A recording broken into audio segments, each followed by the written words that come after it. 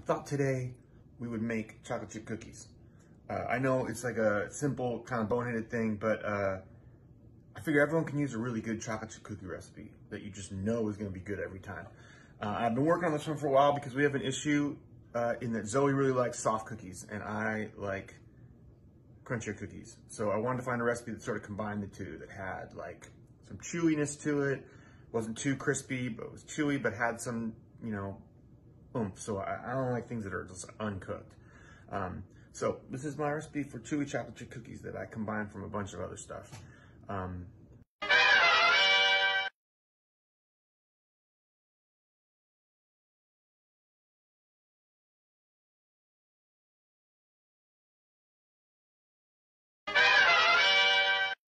First thing we're gonna do is brown some butter, and it calls for a cup of butter. This recipe, by the way, can be cut completely in half. I'm doing a doubled version of the recipe anyway, so this could be easily done in half. It's a cup of butter, which is 2 sticks. I've already cut one up in here. I'm just gonna cut the other one. Now you can just melt this in the microwave too. The recipe really just calls for the butter to be melted, but I'm gonna do it as brown butter because I think it gives a little more flavor. So it's 2 of these. Okay, I've got it over a medium heat and I'm just melting the butter. It's not quite there yet, but the first thing I'm gonna do is melt it, and then it's gonna foam up. And as the foam calms, underneath it, you're gonna start to get these dark brown solids, butter solids. They're gonna kind of get toasted in there. Once the butter melts, it's gonna start to foam like this. And it'll foam a bunch more, and you really start to smell the butter now. When you stir it though, it's still very golden, yellow, very yellow. And you'll start to smell a little bit like burnt popcorn, a really nutty kind of aroma. And you'll smell that, and you'll see it turn kind of a reddish brown. Once the foaming starts, it's a couple minutes after that before it happens. It's been about a minute right now. See, it's really foaming now. So you have to be careful with it because it's hard to see underneath it at this moment. So you really got to keep smelling it. And you know, if you need to, turn it off for a second. Take it off the heat. You can see now there's a darker color in there. It's not quite there yet. I'm going to turn it on for a little bit longer, but you got to really watch it now because you could burn it. You want that caramel color kind of. What happens is the Maillard reaction happens in the butter, and a lot of little butter solids turn brown instead of just that yellow they are before. There's that kind of white yellow. And I'm gonna turn it off now. Air on the side of that. Got a little glass bowl here. Just want something that's heat proof. I'm gonna use the bowl we're eventually gonna mix things in.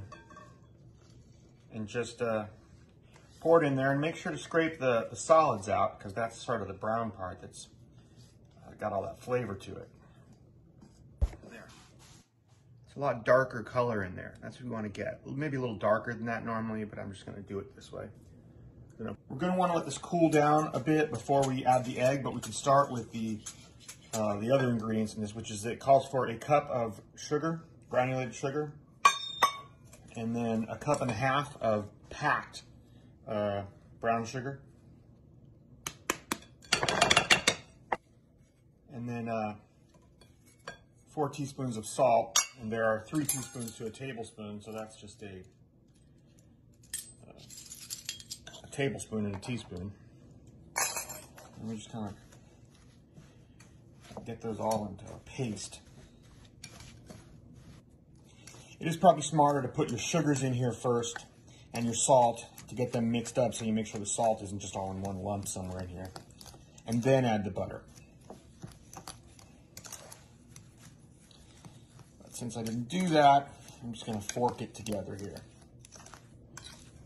All right, I've got 2 eggs in here that I've kind of beaten up, and 2 teaspoons of vanilla. I really like this vanilla, by the way. It's Baker's brand, and it's imitation vanilla. I've always thought you should use like a really great artisan vanilla, but the truth is the flavor is so good, and the vanilla is so like it blooms in this stuff when you cook it in things. I just love it. So anyways, I mixed it up in here because with all these ingredients, I don't want just bits of egg. So I mixed them up together. I'm putting the 2 eggs and 2 teaspoons of vanilla in here. I might have used a little more than 2 teaspoons, but that's what's in here. I'm just gonna mix them up. Now, I do think you kind of want to whisk this now because you want to get it really beaten in there together to when it's like, that's about right, you know, coming off like, it's good to sort of get the sugars and the butter really aggressively mixed in there together. Okay, now we need 2.5 cups of flour and a teaspoon of baking soda. So I'm just gonna put the baking soda on top of that last 1/2 cup of flour. Put it in here. I want to sift it. You don't have to use a sifter. I just use this kind of colander, this little wire one. But don't use one that's too thin. You want to get some air into it, but not too much air. Just like a wide-spaced wire colander. Okay, it seems I screwed up a couple things yesterday when I was filming this. Number one, I forgot to film folding the flour into the dough. Once you've sifted the flour into the dough, you got to get it combined, but you don't want to over mix it. So you don't want to use a mixer or a fork or a whisk. Just take a spatula and fold the flour into the dough. It's important not to overwork the flour and the dough because that's how you produce gluten. That's why you need dough to make bread. But in this case, you just want to fold the flour into it because if you work the glutens too much, it strengthens them.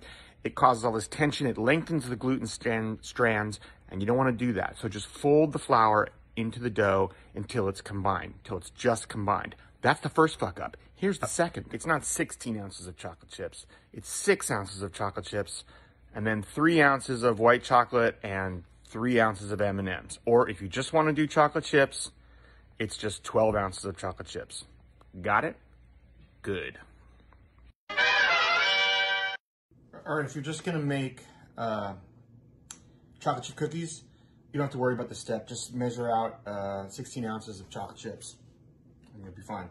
But I'm going to make a few different kinds of cookies. I wanna make, I'm gonna divide this into 3 parts. Half of it is gonna make just regular chocolate chip cookies. I've got semi-sweet chips here. And then the other half I'm gonna divide in half. And half is gonna be M&M cookies, and the other half is gonna be white chocolate, so I have to just chop this up. I actually prefer it in chunks. I prefer to do my chocolate this way too, but Z likes a more even chip. I like the sort of more uneven, weirdly melted parts. So we'll just do both. It's easy. I have 3 separate bowls. This has 1 pound and 6 ounces in it. These each have 11 ounces. I'm just gonna mix the stuff up into them. So take the chocolate chips and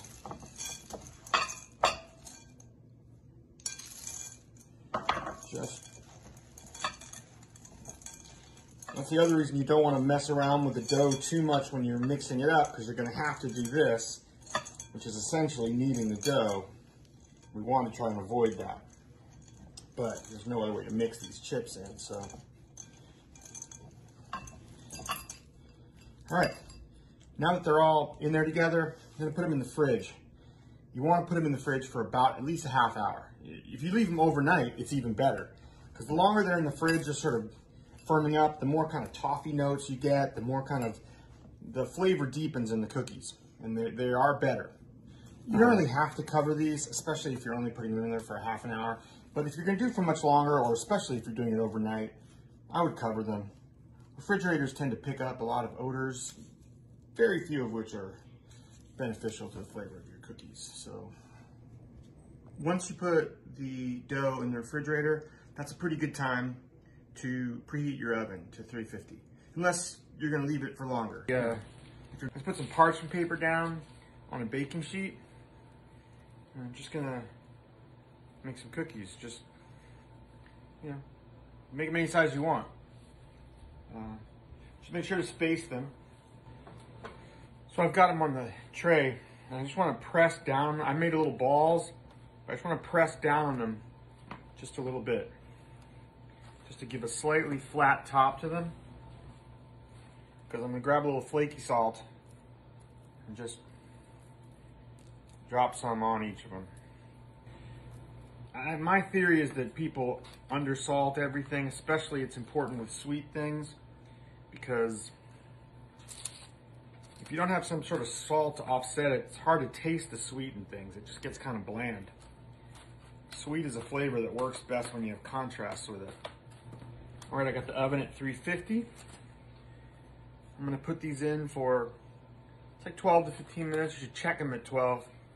I think they'll be ready closer to 15. And we'll see how they do. I did make a couple that were a lot bigger because I wanted to see if making these bigger ones will result in sort of a softer cookie, less cooked, that Zoe might like. I don't know. We'll see. All right. First batch I did at 15 minutes. This batch will be 14.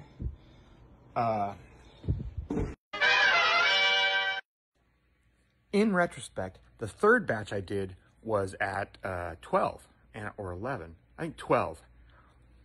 That was really a sweet spot because they're still crispy on the outside, but they're a lot softer on the inside.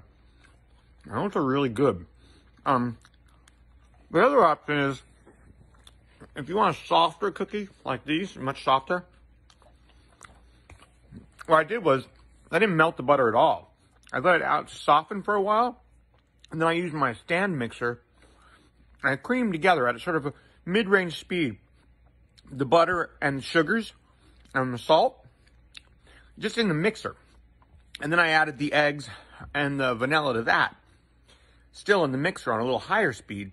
And then I turned the mixer off and I folded the flour and the baking soda into that stuff. So no brown butter at all. And then I made some bigger balls and just cooked them for 11 minutes. And that ended up a lot softer. Bigger balls, softer. Creamed butter. It's just another option. Lots of ways to make cookies. They're all pretty good because they're all cookies. Yeah. Make it. Feed yourself.